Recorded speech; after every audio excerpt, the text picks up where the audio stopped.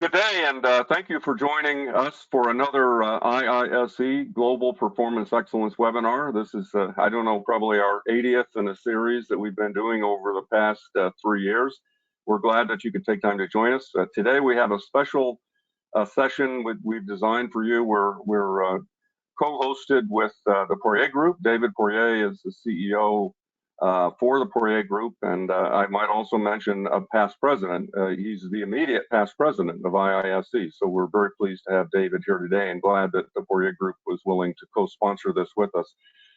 Lucas Murua is Senior Vice President of Sales and Marketing for GLS, and I murdered his last name, so I apologize for that. Lucas is going to speak first he's one of our 2 panelists, and he's joined by Chris Jarvis from Return Bear. Chris will bat cleanup for us, and then we'll have some Q&A that we'll spend some time on with the audience. So we'd encourage you to ask questions as we go along.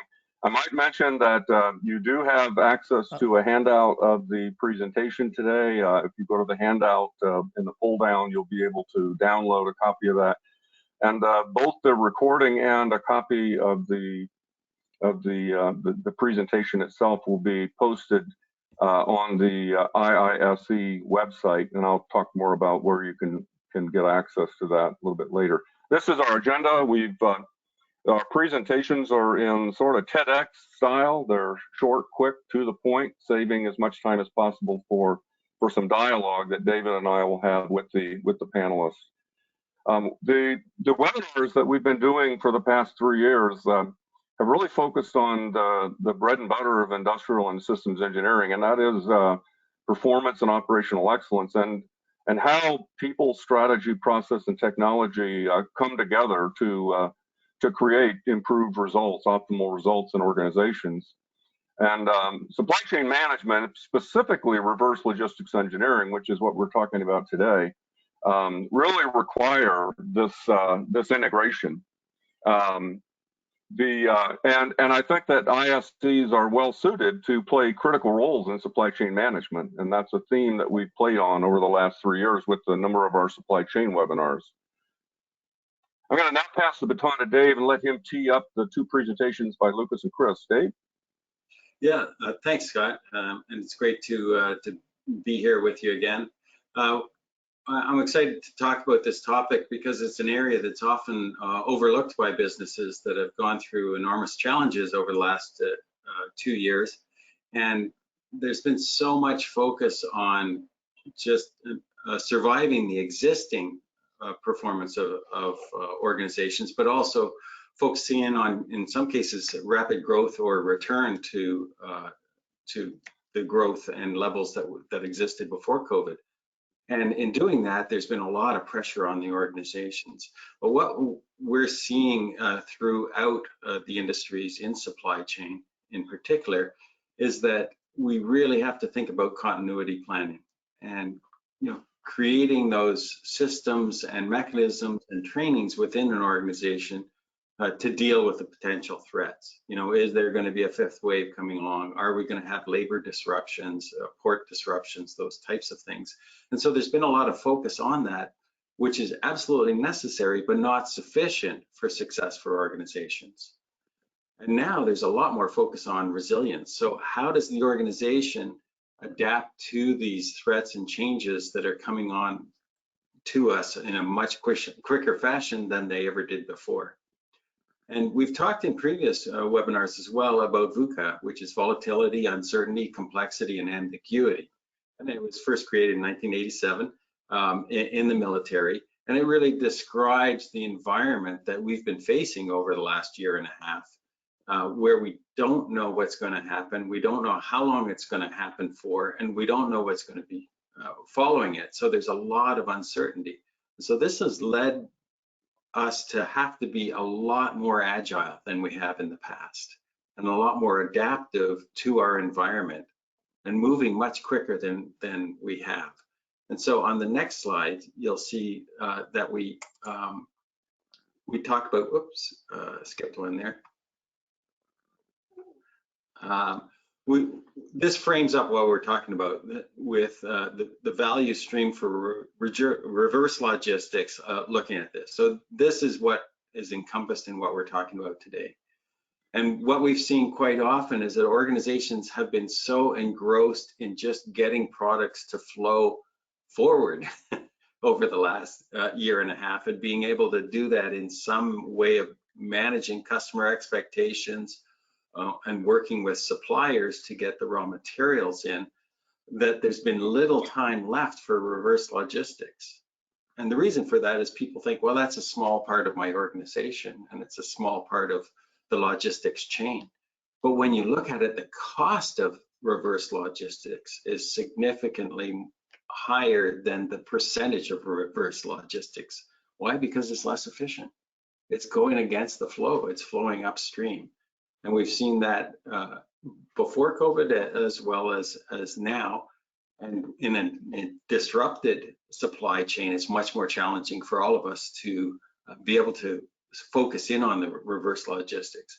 Well, now we're at the holiday season, and we know that following the holiday season, there's going to be a big spike in reverse logistics. So we've got these great experts working with us today to help share their insights into what to look at and how to look at it.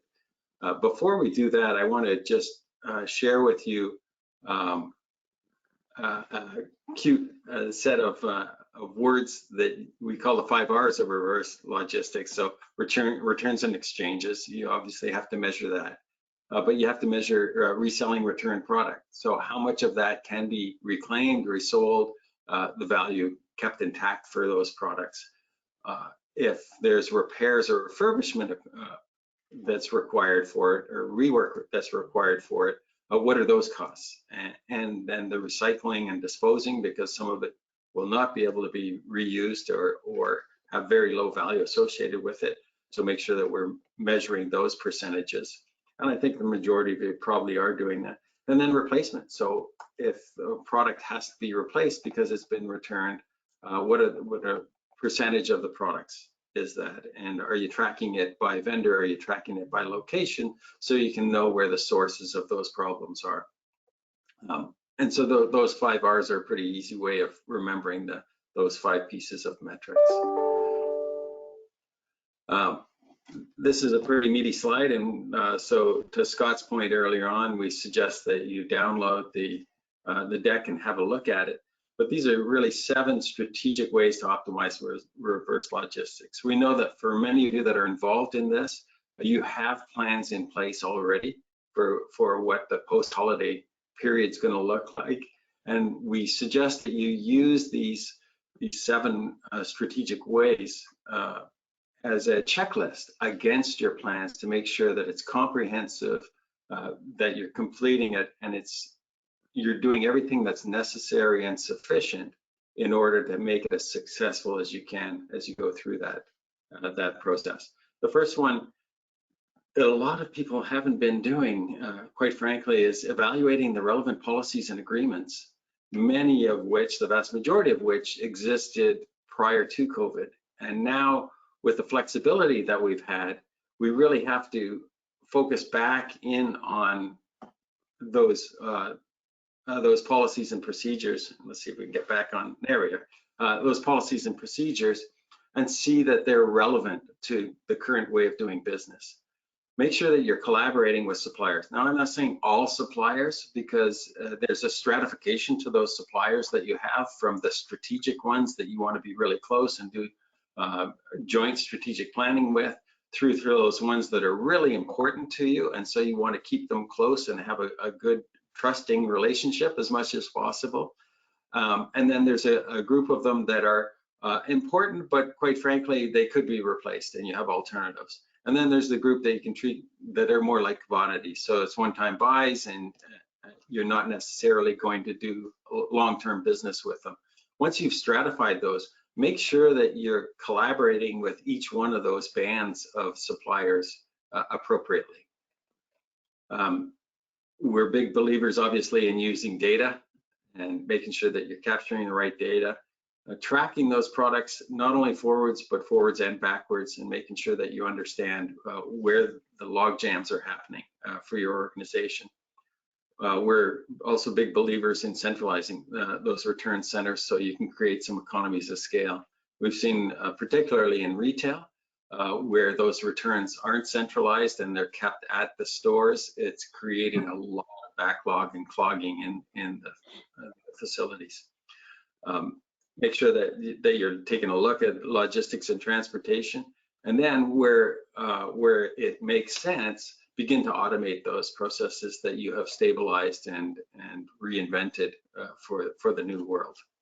So I think those 7 things are good things for you to think about as you're going through the planning process and as you're thinking through next year and the next returns cycle. That's great, Dave. Thanks. And we'll come back to some of those 7 things in our Q&A portion of the session. But let's migrate now to Lucas. Lucas, you want to take over for us? Yeah, sure. Thank you, Scott. And, happy to be here. That's a great tee up there, David, frankly, because, many of the items that you just went over are exactly what I hear as a carrier, ultimately, from the clients that we interact with. Fundamentally, as e-com grows, more and more of our clients are asking us every single day, what's your return process? And ultimately, I always kind of walk through and understand what it is they do, first of all, right? So, hold on, where did it go here? How do you go back? Can you go back a slide? Yeah, thank you.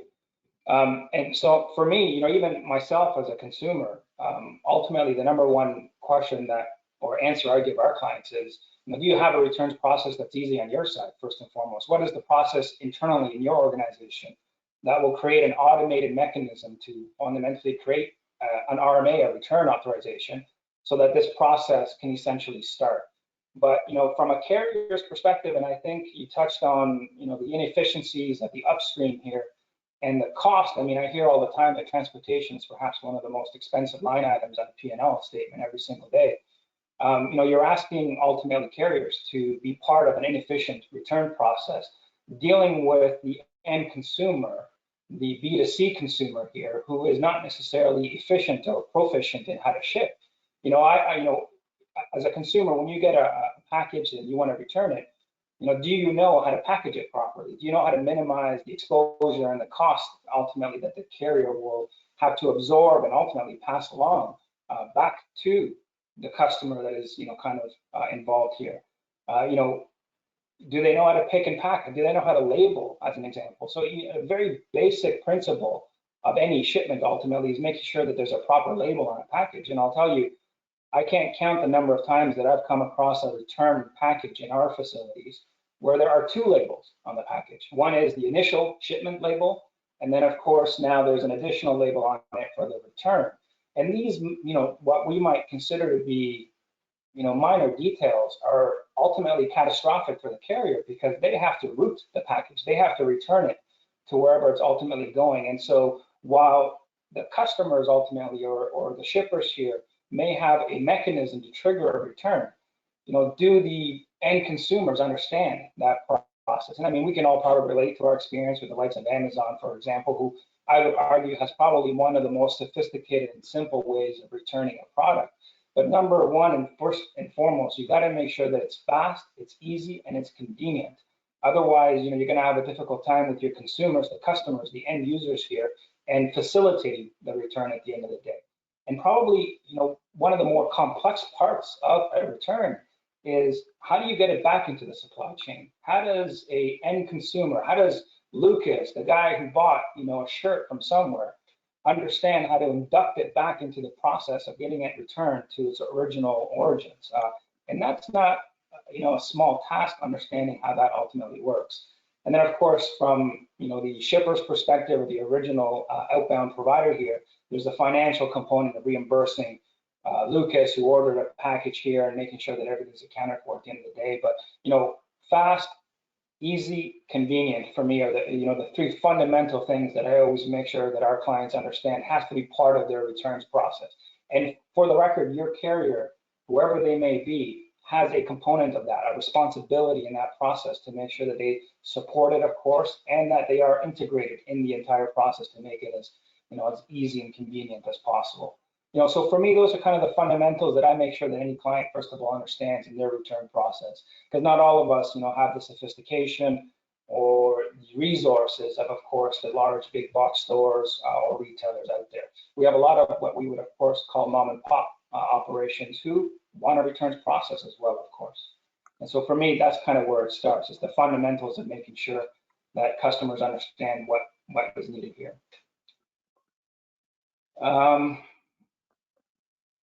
Yeah, sorry, let me just move forward here. Yeah, so, how do you, the logistical considerations here now, right? So how do you get a return, as I like to say, ultimately returned, right? So I kind of touched on, does the client or the end consumer here, the return shipper at the end of the day here, understand how to get it back into the supply chain? And, from a carrier's perspective, there's ultimately two components. One is I can come pick it up from your place, wherever that might be, whether it's your house, your apartment, a store of some sorts, or you can bring it back into my network or into any carrier's network and ultimately induct it back into the supply chain. And that's where, for me, it really becomes critical to make sure that whatever returns process is being implemented has the capability ultimately, has the capability ultimately to make sure that the returns process is feasible, right? So, I've listed here, I talked about two fundamental ways. Either I can pick it up or you can bring it to me. And from an induction or an access point perspective, I've listed here what some of the suppliers in Canada ultimately have in terms of access points. And so, for example, of course, Canada Post being the largest one in Canada has 6,000 retail locations. So you want to talk about ease of a returns process. Well, nothing comes much easier than being able to go to your local post office and inducting it back into the supply chain through Canada Post. But of course, all carriers have their own access points, whether it be UPS, FedEx, or Purolator, as I've listed here. And these, again, are just rough estimates of the access points that each one is listed on their websites at the end of the day. So from a carrier's perspective, GLS, of course, ourselves, we have our own access network as well. And so you can bring it to any one of them, and ultimately it goes back into the supply chain, getting it back into its origins at the end of the day.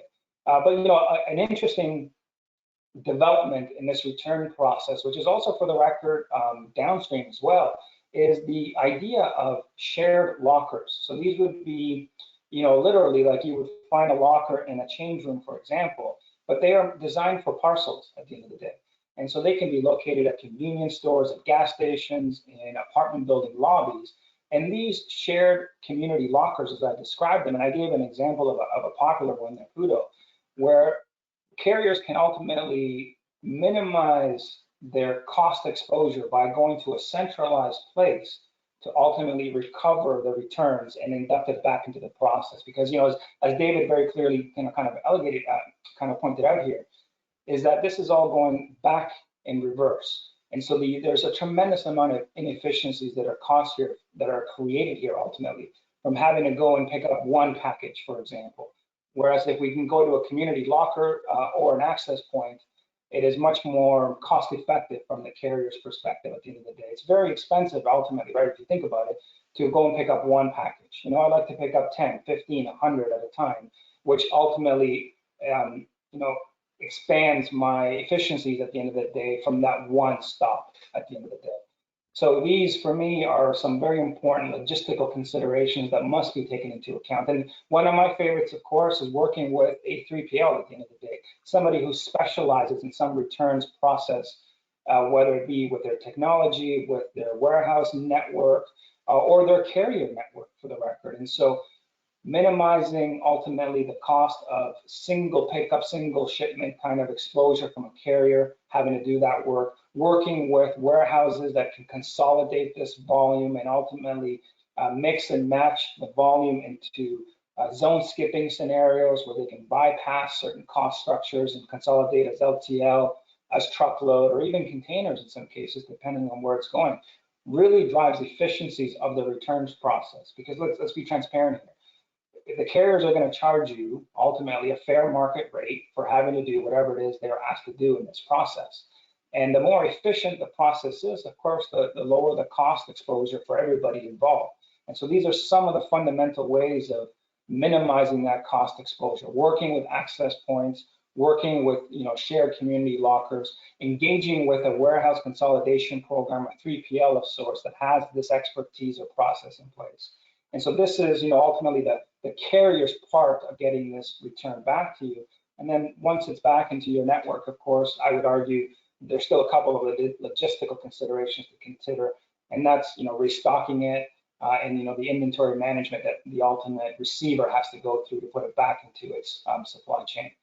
And I'll close this slide by highlighting the one last bullet here, which is speed matters in my opinion. So the faster it gets returned, the faster it can be put back up for sale or disposed of or whatever has to take place with this return at the end of the day.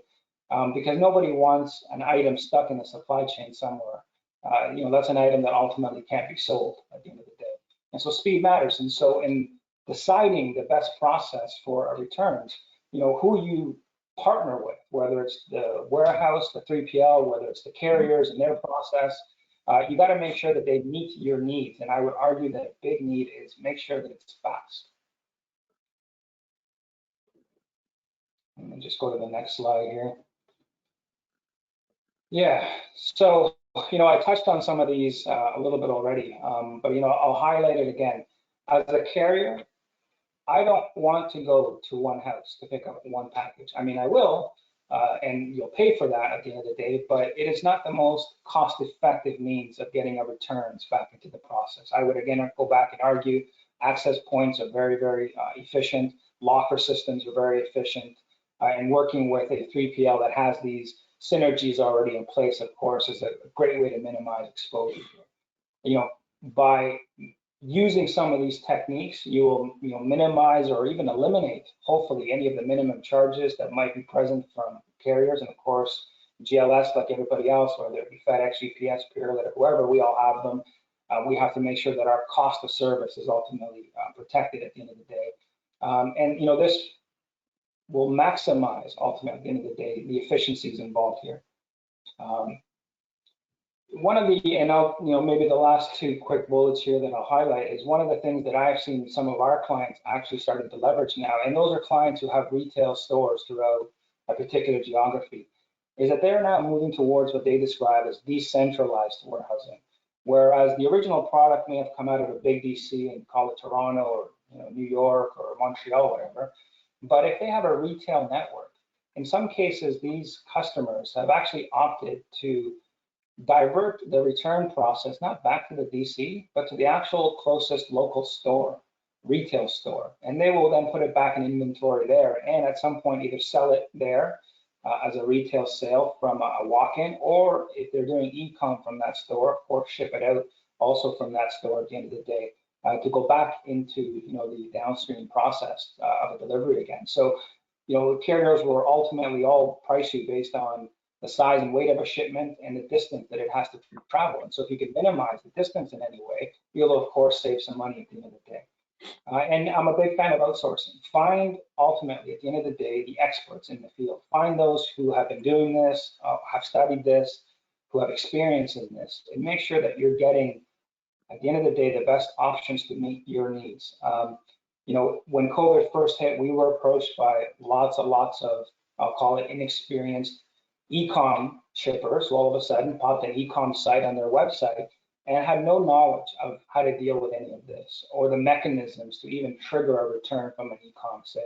And so, of course, as a good organization, we stepped up and supported, but we turned to the industry experts as well and engaged and connected a lot of our clients in a shared kind of solution at the end of the day. So source out those that know what they're doing in this space to leverage their technology, to leverage their expertise, and of course to leverage their scale. Scale is important because it'll help you keep your costs down. That's it for me. Great, thank you, Lucas. So Chris, you're going to take us down the final leg and then we'll do some Q&A. Sounds good. Thanks for having me, Scott. Great transition, Lucas. As you well point out, I mean, the complexities and the trade-offs and the speed that matters. I love that. So I'm Chris Jarvis. I represent Return Bear. We are addressing the complexities that are seen in the market today for e-commerce returns. Our mission is quite clear. We envision a world where people can buy anything and they can return it everywhere. As Lucas so rightly pointed out, We believe it's about shared networks. We believe it's about leveraging technology. We need to reimagine the value stream, as David pointed out. The traditional value stream has worked for a long time. We still haven't resolved returns. We need to rethink that. We need to reimagine it, and we think we can do that and create modern customer experiences that really represent what we call is brand opportunities. So turning regrets into brand opportunities is something that we think the market needs. We do operate today. We're a young company. We've been around for about a year. We do operate on behalf of a number of direct-to-consumer brands, and we have our processing hubs located in the Greater Toronto area. Looking to roll that out nationally throughout Canada next year. Today, I'll share a little bit about some of our points of view on why returns is the biggest issue facing retailers today. That starts with what's been happening for the last 2 years. We are in an unprecedented couple of years, fundamentally driven by COVID, but represented through customer behaviors that are shifting, challenging retailers. Their playbooks are taxed. They're scrambling to keep up. And the problem's not getting better, it's only getting worse. This holiday season is going to show exactly what that may look like, and we think the return season is going to be a real tipping point where costs and customer loyalty will be at odds, and will start to shift in market, which we believe is a tipping point, which in our point of view requires the rethink that I've been addressing for the last year. Leading that rethink is technology, shaping new processes within the logistics networks, and ultimately creating new and exciting retail solutions that I think will set the groundwork for future things to happen. But who owns returns? You know, if you go to a senior level boardroom today and you walk through the doors and say, so we've got a returns problem, who owns it? Please stand up. You don't get a lot of people raising their hands or getting out of their seats to take ownership around this. It truly is a cross-functional problem. Is it the store? Is it the transportation guy? Is it the warehouse? Is it the merchant? It's truly a little bit of everybody. How do you collaborate cross-functionally at speed and at scale? I think you need to talk about how that solution gets built out. The reality is today, the fitting room is your bedroom. The new fitting room is your bedroom. Things are coming into your house, you're consuming them. And as we continue to do that more and more, and we enjoy that convenience, we're starting to see a tipping point around make or break of true profitability in this channel. So let's talk about what's changed. What's changed is the customer, and what's changed is the channel. We are quickly moving towards an e-commerce first model of shopping. We do a lot of try before we buy. We bracket. We buy things with the known intention that we're going to return it, but we need to touch it and feel it. But we enjoy the convenience of e-commerce. And then retailers, they incent this behavior. It's free. Give it a try. Bring it home. Touch it. Consume it. However, great for revenue that may be, not so great for sustainability, not so great for the reverse logistics network. But inevitably, we're going to continue to shop through the convenience of online. And today, more than ever, retailers are beginning to feel the pain around having this channel become the primary channel. So what do they tell us? Well, without a shadow of a doubt, retailers are recognizing that this is a high impact problem, and it represents in 3 different ways. It's a huge cost. David pointed it out earlier. It's often a forgotten cost. It's traditionally been overlooked as a cost of doing business, but today it cannot be ignored. Shopify tells us it's somewhere around $550 billion in North America, and it's only going to get worse. The customer experience, it's just simply poor. There's nothing in the process that a customer likes. Any part of it that we want to talk about has friction, has pain. And no matter how great we make the network, Lucas talked about Canada Post, 6,200 possible locations to do a return. Shoppers still hate it. They hate it. It's an errand. I'm not a logistician. I don't want to decipher your Q&A on your returns process. I don't want to find my tape in my box and package it up and get it back to you. I don't need anything else to do. That's why I went to e-commerce in the first place. I enjoy the convenience, and now you've made it completely frustrating for me to do business with you. This is at odds today.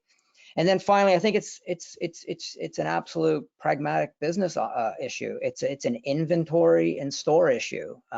We're putting inventory in large buckets out of the supply for as long as 4 to 6, sometimes longer weeks. We are literally missing entire seasons when you think of apparel getting returned through midsummer seasons. It's going directly to clearance. Stores are being cluttered and jam-packed with inventory that they sometimes don't even sell in their stores. And we're really at a point of diminishing returns and huge amounts of impact. For us in Canada specifically, and we can talk about the US in the Q&A, but Canada represents a very unique situation. We've got such a large geography. We've got typically retailers with a centralized DC in Toronto. And what that means is shipping is going to kill e-commerce, and it's certainly in the returns network. It means you need to sell 3 things to actually make money on one. This is not sustainable when you talk about returns somewhere in the vicinity of 20 to 30% return rates that are happening online today. And so we need to do something about that. There's a lot of talk about centralized for efficiencies and scale, and then there's the decentralized reality that Lucas brought us into. The way we look at the problem is, at least from the Canadian point of view, 35 million Canadians with stuff in their hands that has to get back to forward supply. And the problem is, how do you do that today? A little different in the forward supply. You got one manufacturing site, it gets pushed out, and it gets pushed based on predictable demand. We now have 35 million Canadians. They all have things in their hand that need to be returned. How do you do that? Certainly we need to talk about aggregation. We need to talk about local. We need to talk about, maintaining inventory locally and redispositioning it locally. In Canada, the average shipping cost from coast to coast on a blend is about $15. We know that same cost locally within market is $6, $7 for ground shipping. So we can literally talk about cutting shipping costs in half. We just need the network to do it. To further unpack some of the costs that we see in the reverse logistics network, about 50% of it has to do with logistics. We estimate it at $22 to $34 in logistics costs per item. So yes, it's true. When Amazon backs up a 53-foot trailer and disposes it into the dump, it's because it is the best business decision they can make when the items cost less than $20. It costs another $4 to $6 to do the refurbishment or the handling, the QA. It's taking 3 to 4 weeks to get that inventory back in stock. 50% of the inventory it does get back into stock goes to immediately to a discount position. And in the store, these processes can take us as long as 15 minutes to process. Today, the in-store process getting more and more complicated for associates. We've got store inventory, we've got marketplace inventory, we've got drop shipper inventory, we've got inventory that my store doesn't carry. And as it comes through the traditional tech stacks of retailers, those systems are not integrated, they're not talking clearly enough, and we're left to the associate to figure out how we're going to handle it. We can talk about some examples, but a big company like an American Eagle, immediately when a return from e-commerce comes, it goes to a clearance rack. In season, active, current inventory, the way they handle it is they put it to the back of the store and they put at least a 50% off sign on that product. And this is happening more and more for many retailers. But beyond the simple cost of the physical handling and the is the impact on lost sales and the customer complexities, having to navigate all of the return policies and all of the return procedures to make a successful transaction is just overwhelming for today's consumers as we move more and more online. And that's really where we see the opportunity. It's in those customer experiences and it's changing that customer behavior. If we distill this all down the way we've analyzed it, and it does vary across commodities, and it certainly varies across different types of retailers for different reasons. But if you blend it together and you look at what we're doing online, we are at a tipping point today in Canada. About 13.4% is done online. The Americans do about almost 18, a little over 18. China, meanwhile, is at 25%. Taking our cues from China, representing where the growth of e-commerce is happening, and we can start to quantify through the understanding of the process and the costs that by 2025, when we hit more than 20% online consumption in Canada, we're going to see an 8% margin erosion. What that means is most retailers mid-size will go out of business if they don't start to tackle this problem. When you're only achieving 12 to 15 points today, if you take 8% out of it, you're really at a very thin margin that most operators can't contend with. Given the seasonality of retail, you can just imagine losing money for 10 months in order to make money in the back half of the year will get riskier and riskier and presents real material problems for your mid-sized retailers and large as well. And this all comes down to the new channel that's going to be the primary channel, e-commerce, 2 to 3 times more returns, 15% growth in the channel, and 60% cost to deal with returns. However, there is good news. We think there's huge opportunity for retailers to turn these negatives around, adopting to online shopping behaviors, minimizing the erosion, and enhancing the retail experience can all be possible. Like I said before, we think it requires a rethink. I won't get into it here for the sake of time. We'll get to the Q&A, but we think a purpose-built network is how you solve this problem. We think it's about digitizing the front end of the transaction over in a retail portal. If you look to the far left, it's about bringing lead time back into the supply chain. Today, you walk to the cash register and you go, surprise, I have a return. Or you put it in a box, you put it in the mail and you go, surprise, I have a return, and it lands at the DC. Tomorrow, the customer signals, I have a return, I have a regret. I'm on your portal where I purchased the thing, and I am going to tell you what's happening. The bowl is broken. I'd like a new bowl. I don't want the blue. I think I want the red now. The size 7 didn't fit, but the 8 did. I want my money back. And we can start to federate and direct traffic systematically through navigation and other tools that we can do. So we have consumer portals that are going to be happening online or in your pocket on your phone. We're going to have kiosk apps that are out in all of our drop-off locations where we can now digitize and talk to each other touchlessly, headlessly, through QR codes, already dispositioning the information you told us, already preparing resolution for you, and already queuing up the brand for surprise and delight around, we know you're coming, your location services are on, great to see you again, let me get that replacement, I have it in the back for you waiting. This is a whole turning this problem on its head, creating sales penetration, recovering on those lost sales, and really operating locally at a neighborhood level, taking shipping costs off the table and saving us a lot of money in the process. As I said earlier, $500 billion opportunity. Return Bear sees it as a great opportunity for us to achieve what we're trying to do. And I'll turn it back over to you, Scott.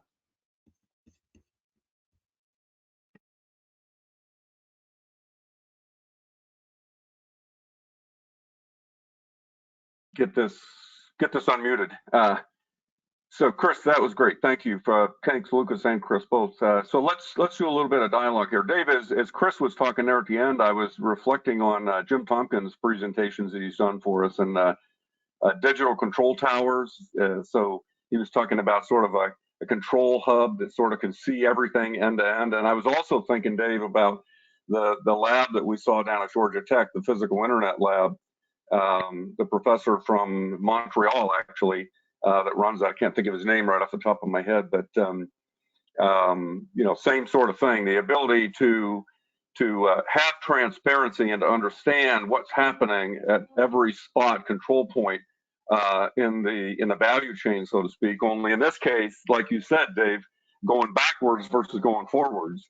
So a lot of those things are going to be interesting industrial and systems engineering challenges over the next 5 to 10 years for us.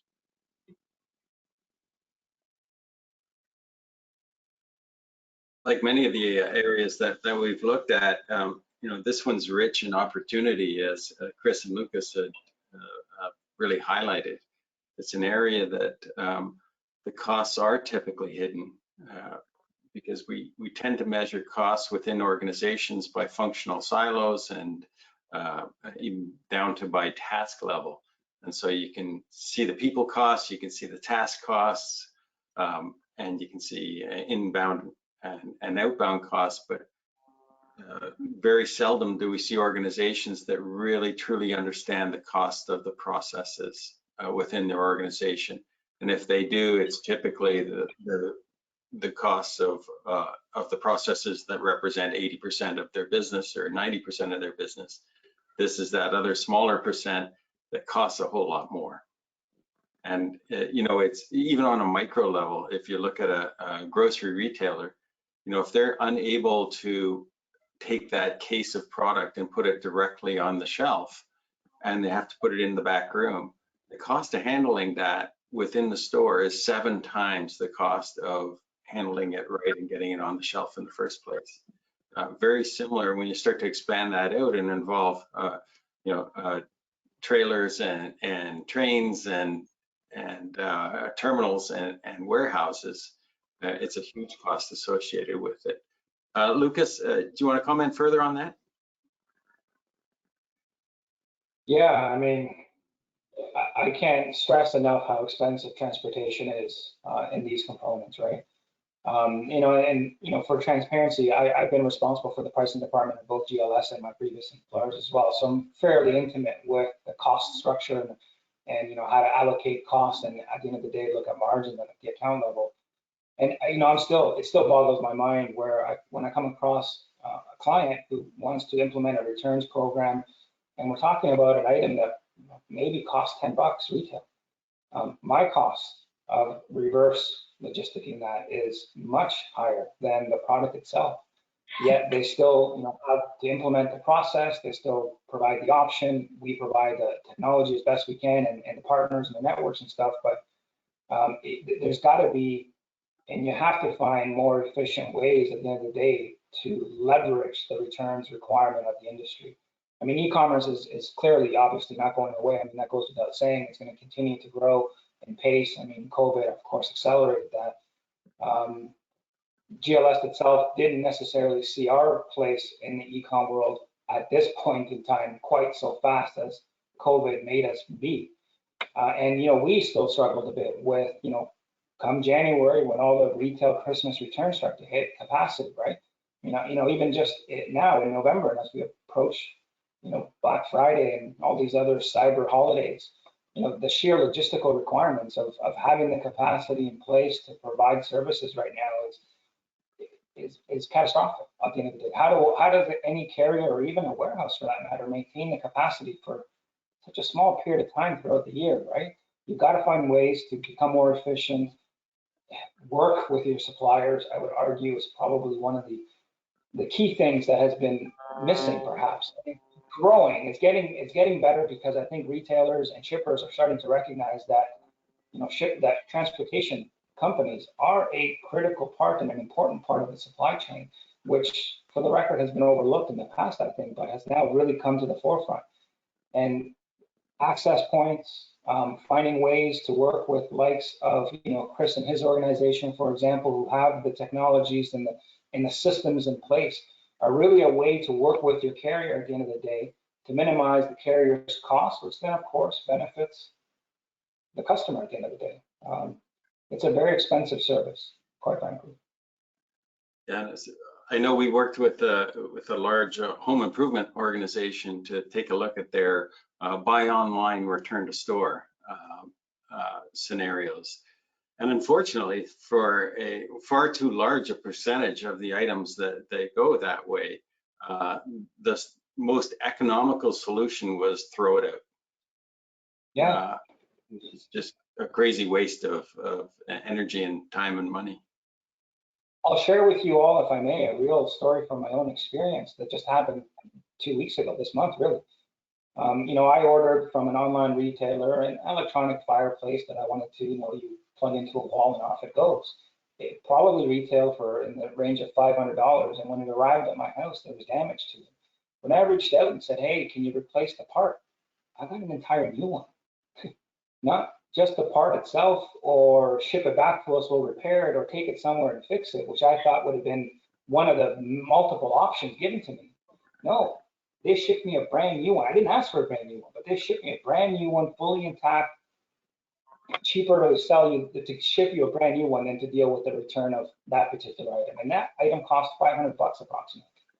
I can only imagine the cost, to return a shirt, which I know happens because I've seen it.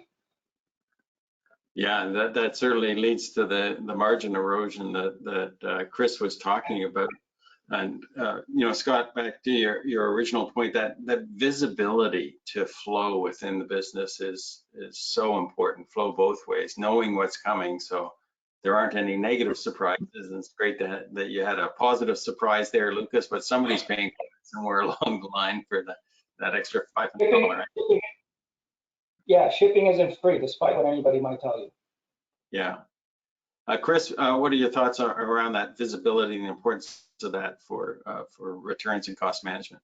Yeah, I think that's at the heart of this, right? I think so. I want to just draw back on the comment there. Yeah, shipping's not free, and I think what we're putting on the table, what we're starting to think about is, today we've got 100 T-shirts, 100 shipments get processed, 100 labels go on 100 boxes, and they get sent somewhere, versus 100 T-shirts can all go in the same box and be shipped to one node one time, and that's a X multiple savings right there. So this is what it's about. It's about aggregation. And so how do you get aggregation, right? How do you get, back to your point, Dave, visibility into what's happening? Well, we've got technology to help us with that, right? And we need the technology piped into the consumer's hands at the point of their regret. And their regret's happening more and more in their bedroom. I'm trying on clothes. We all have the box, right? It's half consumed. We're trying it on. Some of it's going to be used, some of it's not. And you're in this constant flux of turning over your wardrobe out of an e-com shipment. This is going to happen more and more. We just need to know about it before it starts to happen. So before you leave your house, before you do anything, please provide me the information of what you're going to do next. We can then start to lay the groundwork on how we consume that most efficiently, most cost effectively. And what we really want to start to do with is locally, we want to aggregate that. We want to aggregate that so we can take some of this negative shipping costs off the table. It's just not sustainable. Not sustainable from a cost basis, but we haven't even touched the ESG side of this. And the brand reputation and the brand degradation of what it means should your brand be caught dumping things into the trash. Today's consumer just isn't going to stand for that anymore. So we have good business reasons why to solve the problem. We've got a lot of things to address, but the customers are more and more telling us we're not going to shop this way. We're not going to take these practices of putting things into waste any longer. So there's a real multiple things and reasons why we need to address this, and I think it's all coming to what we like to think about as a tipping point and in the market. Yeah, fortunately for retailers, a lot of us for the last year and a half have just been buying sweatpants that fit pretty well. One size fits all. So it hasn't been quite the issue on size and fit that there will be going forward. Often we've talked about the changing, particularly consumer behavior, but people's behavior within businesses as well. And, I had a webinar at the beginning of COVID saying, it takes 21 days to break a habit and form a new one, but it takes 66 days for that habit to become permanent and unconscious. And so I think a lot of the habits that have been formed over the last year will be around for a long time until the next different kind of disruption. And as a result of that, it has huge impacts on the supply chain in general. So when companies pre-COVID were losing lots of money on e-commerce because they, quote, had to be in the business, and it was 5% of their business, it was tolerable. And then when it jumped up to, between 30 and 100% of their business through the pandemic, they said, well, we'll just bite the bullet. We got to keep the brand going, and it's just the cost of staying in business in the future. Now, as we're evolving out of that, those permanent behavior changes have led to a drastically increased intention to buy online. I think we're going through a current state where people are just glad to be out of the house once in a while, but the convenience of online has become a permanent habit for people. So the cost of that e-commerce is dramatically higher than it ever has been before, and organizations really haven't had a chance to solve this issue of how do you manage that cost and stay profitable. Absolutely. Yeah, and Dave, I think the piece of this conversation that, from a CEO perspective, the lure of e-commerce is significant nowadays. For some organizations, people view if I don't get into e-com, I'm going out of business. If I'm just brick and mortar, if I don't do it, I'm going out of business because I'm losing business to e-coms, people that do it, right? And then the other thing that's luring to CEOs is growth in marketplace, growth in domain. So, and I sell 24/7 with e-commerce, right? I'm always on, I'm always selling. So they see the opportunity, the sort of size of the prize is a big lure for them. But what they don't do is they're not thinking through. They're not going into it eyes wide open. They're not thinking about how am I going to execute on that? If in fact I start to capture some of that size of prize, can I even capture it with forward logistics, let alone the return logistics that comes with it? So I think that's one of our lessons and one of our key points today is you really have to go into this eyes wide open. It takes a lot of planning and thinking to pull this off for most organizations. Yeah, and just to add to that, I mean, the holiday that's approaching, right? I mean, we've done our studies. We're seeing like 41% of all purchases will be done online this year. We know the return season, it's even higher than the average returns that are 20 to 30%. We know holiday brings them up another good 10 points. So we're at an interesting moment. We've got a shortage of supply of inventory globally. We've got people buying online at a consumption rate of 41% going into the North America Christmas season. Returns are going to increase to somewhere between 30 and 40%. Yeah, we're going to be having some really interesting conversations in 2022. And to everyone's point, we're going to need a lot of great thought leadership working inside of companies to unpack this, put it back together. We just think that visibility is key. We think technology needs to lead the process for the first time, and then we need to kind of rethink the value chain. So we need to bring those signals. Those signals need to come way forward. And we have the ability today when we do get an e-com purchase that is a regret, the bowl is broken. I mean, today we know where that bowl is. We know the best location to pull it from, and we know how to get it to you the most cost-effective way to do it, but yet we don't have that linked up yet. And so the interesting issue is creating the B2C networks that customers can communicate with retailers through their mobile phone in their pocket to start to assemble. We're in the return business, but what we talk about at Return Bear is we're really in the business of solving post-purchase problems. Those post-purchase problems come in a number of different forms. We've got two key metrics: get it back to supply as fast as possible, put money in the pockets of consumers faster than ever before. But we also play a role of exchanges.